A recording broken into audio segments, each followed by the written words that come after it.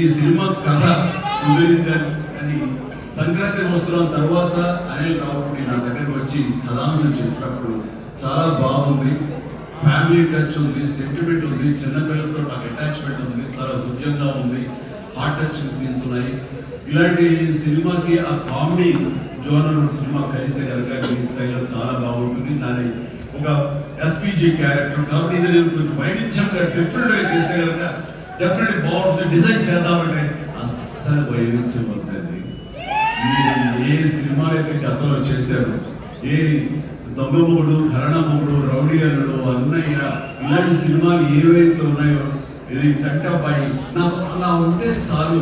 ఎందుకంటే అలాంటివి అప్పట్లో జనం చూశారు, వాళ్ళందరూ ఇప్పుడు చాలా పెద్దవాళ్ళు అయిపోయారు, వాళ్ళకి అది గత స్మృతులు, చాలా తీపి జ్ఞాపకాలు. ఇప్పుడున్న జనరేషన్ మీరు అది ఎలా చేస్తారో కూడా వాళ్ళకి వాళ్ళకి ఏమి తెలియకపోవచ్చు. కానీ అది ఇది తెలిసిన మధ్యలో పుట్టి మాలాంటవడం అది మళ్ళీ ఈ జనరేషన్ గుర్తు చేసి మీరంటే ఏమిటో తెలియచెప్పన్న నా ప్రయత్నానికి మీరు చెయ్యాలి అర్థంగానే అన్నందుకు ఓకే ఓకే అలా చేయలేదు కదా నాకు ఎక్కువ అంటే మీతో అలా చూడాలి నా కోరిక అంటూ ఎప్పుడెప్పుడు సినిమాలో ఏవేవి సీన్స్ ఉన్నాయో అన్నీ కూడా పొందుపరిచి ఒక క్యాప్సూల్లా చేసి ఆయన దాన్ని ఫోన్లో పెట్టుకునేవారు. ఏదైనా ఒక సీన్ ఉంటే ఈ సినిమాలో ఉన్న ఈ కామెడీ టైమింగ్ తోటి నేను కన్సిడర్ చేశాను అలా నేను చేయాలని. అండ్ ఈ సినిమాలో పలానా సినిమాలో ఘరణమూల ఇలాగా వైఫ్ తోటి మీరు కన్సిడర్ చేసి అలా చేయాలంటూ చాలా చక్కటి హోంవర్క్ చేసుకుని నా బాడీకి నాకు ఏది కంఫర్టబుల్ ఆ విధంగా తను ఆ సీన్స్ కన్సిడర్ చేసుకుంటూ చాలా చాలా సరదాగా చేసుకుంటూ వచ్చాము. ఈ సినిమాలో మన అనిల్తో చేయడం అనేది నాకు చక్కటి ఎక్స్పీరియన్స్. అంటే ఈ ఎక్స్పీరియన్స్ ఎలాంటిది అంటే సినిమా షూటింగ్ అయిపోయిన ఆఖరి రోజున చాలా ఎమోషనల్ ఫీల్ అయింది. నేను ఏదైనా ఒక సినిమా అయిందంటే అబ్బా చాలా అయిపోయింది, చాలు గుమ్మడిగా కొట్టేసారు, మనం వేరే సినిమా షిఫ్ట్ అయిపోవచ్చు అన్న ఆ మూడ్లో ఉంటాం. కానీ ఈ సినిమా అయ్యే రోజున ఆఖరి రోజు అయితే కనుక నేను ఈ కాలేజీ వదిలేసి వెళ్ళిపోయి ఆఖరికి చూడండి ఫేర్వెల్ పార్టీ యొక్క అందరూ ఒకరొక ఎమోషనల్గా ఉంటారు. వేరే మళ్ళీ ఎప్పుడు కలుస్తారో ఎలా కలుస్తారో తెలియని పరిస్థితి. అలాంటి ఎమోషన్ ఎందుకో లోనయ్యాను, అది నాకు ఇప్పుడు అనుభవం రాలేదు, ఇప్పుడు లేదు నాకు. అలాంటి ఫీలింగ్ వచ్చింది. అనిల్ ఏంటంటే అనిల్ అని ఏమొస్తారు నాకు అదే ఫీలింగ్ ఉందని. ప్రతిరోజు ఒక ఎక్స్కర్షన్కి వెళ్ళినట్టు, ప్రతిరోజు ఒక పిక్నిక్ వెళ్ళినట్లుగా సరదాగా జరుగుతూ మార్నింగ్ 9 నుంచి 8 నుంచి ఈవినింగ్ 7:30 8 వరకు కూడా ఎంత చక్కగా సరదాగా జరిగిందంటే నాకు ఎప్పుడు ఇంత బాగా జరిగిందంటే మరీ పూర్వం ఆ రోజుల్లో అది గుర్తుకొచ్చింది. కానీ ఈ మధ్యకాలంలో ఇంత సరదాగా ఎంత హుషారుగా జరిగిన సినిమా అయితే నాకు ఇచ్చేది. దానికి ప్రధానమైన కారణం సీన్ కానివ్వండి, అది మేము చేసే విధానం అయితే ఏంటొచ్చు, కానీ మా చేత నడిపించిన విధానం, అందరినీ అంత సరదాగా పెట్టినటువంటి అట్మాస్ఫియర్ క్రియేట్ చేసేది కేవలం అనిల్ రావిపూడి మాత్రమే చెందుతుంది. అండ్ ఎక్కడ ఏది టైం తెలియని ప్రతి ఒక్కరిని on the screen off the screen హుషారుగా చూస్తాడు. ఇలాంటి డైరెక్టర్ దొరికితే కనుక ఎవరైనా సరే ఇలాంటి క్యారెక్టర్ చాలా ఎక్కువ ఈజీగా చేసేది. అండ్ మరీ ముఖ్యంగా అనిల్ రావిపూడి గురించి నేను చెప్పాలనుకున్నది ప్రతి ఒక్కరు కూడా తెలుసుకోవాల్సింది ఏంటంటే ఈ సినిమా ఆల్రెడీ సూపర్ హిట్ అయిపోయింది. ఏ రకంగా అంటే బడ్జెట్ పరంగా విత్ ఇన్ ది లిమిట్, అలాగే డేస్ పరంగా అనుకున్న దానికంటే తక్కువ రోజుల్లో ఇది అత్యద్భుతంగా తీయగలిగారు. ఒక సినిమా సూపర్ హిట్ అయిందని ఎలా చెప్పగలమంటే డైరెక్టర్ మొత్తం తన గ్రిప్ లో ఉంచుకుని అది బడ్జెట్ దాటనివ్వకుండా విత్ ఇన్ ది టైం చేయగలగడం అనేది ఆ సినిమాకి అది మొత్తం సక్సెస్. ఎన్ని సినిమాలు ఈ రకంగా చెప్పండి అంటే చాలా తక్కువగా మనం లెక్క పెట్టుకోవాలి. ఆ రకంగా ఇది మొదటి విజయం సాధించింది. రెండో విజయం రేపు 12వ తారీఖున ప్రజల ముందు మీరు నిర్ణయిస్తారు ఎంత ఘన విజయం మీరు నాకు ఇస్తారు అన్నది. ఇక ఈ సినిమా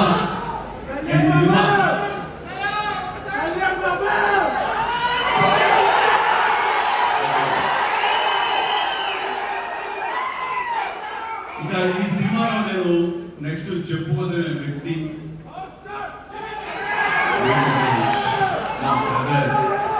ఎప్పుడు కలుసుకున్నా సరే చాలా సరదాగా మాట్లాడుకుంటాం. ముఖ్యంగా ఇప్పుడు మీ ముందు తమాషాగా కామెడీగా హుషారుగా మాట్లాడినా సరే అతనితో వంటని కూర్చుంటే చాలా ఫిలసాఫికల్ గా ఇన్ డెప్త్ ఇంతటి డెప్త్ వ్యక్తి వెంకటేష్. అందుకైనా ప్రతి ఒక్కరు ఎంత పాజిటివ్ మనిషి, పాజిటివ్ వైబ్స్ ఉంటాయి ఆ మనిషి చుట్టూరు అంటుంటారు. నిజంగా అతనితో టైం తెలియదు మనకి. ఎంతో తన ఏజ్ మించినటువంటి విషయాలు తెలియజేస్తూ జీవితం యొక్క పరమావధి ఏంటి, జీవితం ఎలా ఉండాలి, ఎంత పీస్ఫుల్ గా ఉండాలని చెప్తుంటే కనుక నాకు మోడర్న్ రిజర్వ్స్ లో చిన్న సైజు గురువులా అనిపిస్తున్నాడు.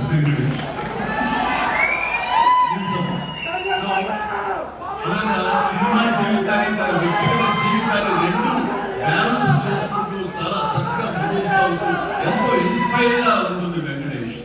ఇక ఈ సినిమాకి వచ్చేసరికి ఎలా కుదిరింది, ఇందాక అనిల్ రావు చెప్పాడు, ఆ హిట్ ఇచ్చింది మా ఇద్దరు కలిపి చేసేలాగా ఏదైనా ఒక ఎపిసోడ్ క్రియేట్ చేసి అక్కడ వినియోగించుకుంటూ మా ఇద్దరు కాంబినేషన్ సినిమా కూర్చోపోయే విధంగా సినిమాలో అంతర్భాగంగా ఉండేలాగా అందుకు అని చెప్పిన విషయం ఎలాగా అయ్యిందంటే ఒక ఐదేళ్ల క్రితం అనుకుంటా మీ ఇద్దరు అమెరికా వెళ్ళాం. లాస్ ఏంజల్స్ వెళ్ళినప్పుడు అక్కడ మిత్రుడి ఇంట్లో కూర్చున్నప్పుడు అంత ఎదురుగా కూర్చొని పిచ్చాపాటి మాట్లాడుకుంటున్నాగా వాళ్ళు ఎవరు అబ్బాయి మీద చూస్తే చాలా బాగుందండి ఒక స్టిల్ తీసుకుంటామంటే వాళ్ళు స్టిల్ తీయబోతుంటే నాకు తీయదు చిరంజీవి కూర్చుంటారు నిలబడతాను అని చెప్పేసి అదే మీకు ఎలా కదా నేను నిలబడతాను అన్నాను. లేదు ఇది నా మైండ్ లోపల ఎప్పటి నుంచో మీరు అట్లా బాస్లో కూర్చుంటే కదా కాలేజ్కి నేను వెనకాల నిలబడి ఉంటాను. ఇది ఒక మంచి స్టోరీకి స్టిల్ లీడ్ అవ్వాలి అంటే మన హాలీవుడ్ గాడ్ ఫాదర్ చూసారా, మెర్లిన్ బ్రాండో అండ్ ఆల్ పచినో అలాంటి క్యారెక్టరైజేషన్ వెంకీ నువ్వు వెళ్ళి వాడు నరుకురా అంటే వెళ్ళి నాసగా నరికి వచ్చేస్తాను అంటే నాకు ఎప్పటి నుంచో అలాంటి జోనర్ సినిమా చేయాలి, మా ఇద్దరు కాంబినేషన్ చేయాలని కోరుకుంటూ ఆయన వ్యక్తపరిచేసరికి చాలా ముచ్చటపడిపోయారు. అదే విధంగా స్టిల్స్ కూడా దిగాము, అది ఎవరు లీక్ చేస్తారో నేనైతే లీక్ చేయలేదు, అది బయట వెళ్ళిపోయింది స్టిల్స్. అండ్ అలాగా అది నా మైండ్ లో పడేసరికి అప్పటి నుంచి ఈ అవకాశం సినిమాలు వస్తుంది. ఆల్రెడీ వెంకీతోని తను మంచి సినిమా ఇచ్చాడు అనిల్ రావుపూడి, తను మాత్రమే ఇద్దరిని జస్టిఫై చేయగలడు, ఇద్దరికి న్యాయం చేయగలడు ఉద్దేశంతో నేను తనకి హింట్ ఇచ్చినందుకు దాన్ని అత్యద్భుతంగా డిజైన్ చేశాను. ఎలాగంటే ఇద్దరు మామ చెప్పలేదు లీక్ చేస్తాను వదిలేస్తే మొత్తం స్టోరీ అంతా డైలాగ్ సబ్ చెప్తాను నేను, ఇది బాగుండదు మీకు అక్కడ థియేటర్లో చూసి ఎంజాయ్ చేయండి అంత బాగుంది. అయితే వెంకీతో నేను సినిమా షూటింగ్ చేస్తాను లేదు, ప్రతిరోజు ఇద్దరు పిచ్చిగా చేస్తావు, ఎంత ఎంజాయ్ చేసావంటే మీకు వీడు సినిమా యాక్టింగ్ చేసినట్టు ఇద్దరు కలిపి అల్లరి కుర్రవాళ్ళలాగా ఆ సెట్ లో చేసావు, అదే క్యాప్చర్ చేశాడు. అది బాగా పడుతుంది. మీరు కూడా థియేటర్స్ లో దాన్ని మీరు ఆస్వాదిస్తారు, డెఫినెట్ గా ఎంజాయ్ చేస్తారు. అండ్ డెఫినెట్లీ లాస్ట్ ఫేజ్ వచ్చేసరికి సినిమా ఎక్కడికో లేచిపోతుందంటే ఎలాంటి సందేహం లేదు.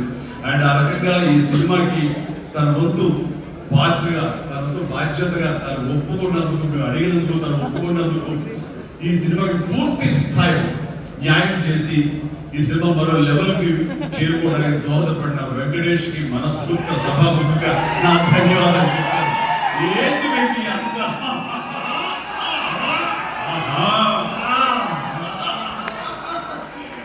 ఇదే సరదా అండ్ చాలా చెప్పను కానీ సినిమా చూస్తే కనుక మీరు ఎంత చెప్పినా సరే తక్కువే అవుతుంది, మీరు ఎంత ఊహించుకున్నా సరే అది తక్కువే అవుతుంది.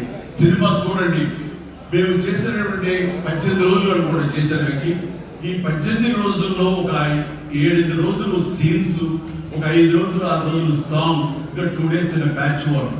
ఈ రోజుల్లో ప్రతిదీ ఎంత ఎంజాయ్ చేశాను, ఇది షూటింగ్ చేసేది అనిపించట్లేదు. ప్రతి సినిమా ఇలాగే ఉంటే ఎంత బాగుంటుందో అని అనిపిస్తుంది నాకు.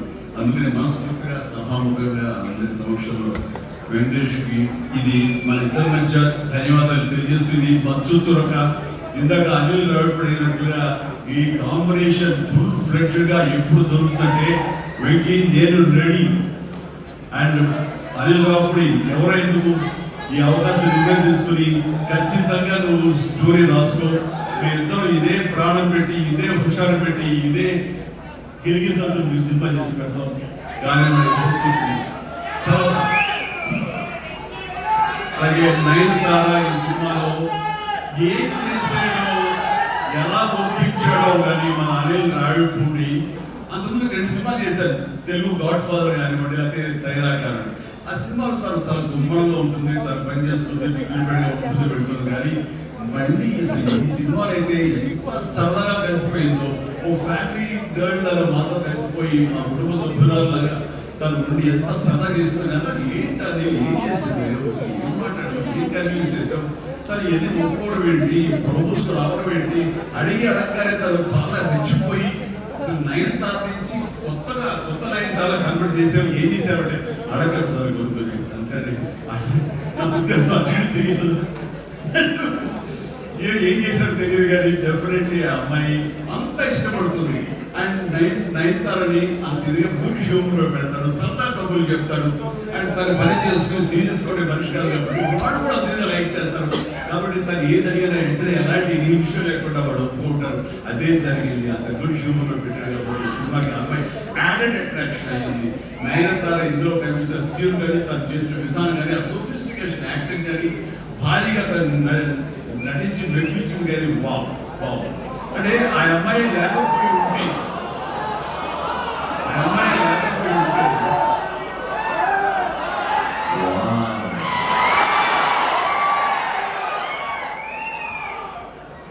ఇది కూడా క్యాప్చర్ చేశాడు. ఈ వావ్ ఎక్కడొస్తుందో మీకు సినిమా చూస్తే తెలుస్తుంది.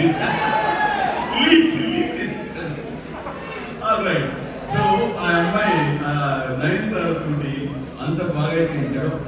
మీ పక్కన మీకు ఎదురు నిలబడి మిమ్మల్ని ఎదుర్కొని ఎవరైనా ఒకళ్ళు నిలబడాలంటే ఎంత అనుకుంటున్నా, ఎంత ఫ్రెష్గా ఉండాలనుకుంటున్నా, వేరే వాళ్ళు ఉండాలనుకున్నా తోయట్లేదు, తట్టట్లేదు, కనీసం అయిపోతాం. ఖచ్చితంగా 9th ఉండి తినాల్సిందేనండి, ఎంతైనా సరే అలాగే సార్ అన్నాడు. ఆ అమ్మాయిని తీసుకొచ్చాడు, ఒప్పించాడు. ఆ అమ్మాయి అంతా కోఆపరేట్ చేసింది. అండ్ 9th ఇవాళ భార్య పరిస్థితిలో ఉంది. కాబట్టి thank you 9th, thank you so much. ఈ సినిమాలో సచిన్ టేల్కర్ క్యారెక్టర్ అండ్ నాతో పాటు నా టీంలో చేసినటువంటి హర్షవర్ధన్, అలాగే అభిరామ్, ఇతర నటినట్లు అండ్ కేతరి కూడా మా టీంలో పాత్రలు తను చేసి ఒక నిండుదనం లాభం తీసుకొచ్చింది. ఆ అమ్మాయికి కూడా అందరికీ ప్రతి ఒక్కరికి నా ముందస్తు శుభాకాంక్షలు తెలియజేస్తున్నాను. ఇక ఈ సినిమాలో ప్రత్యేకంగా నేను చెప్పాల్సిన టెక్నీషియన్స్ వస్తే బీమ్స్ అత్యద్భుతమైన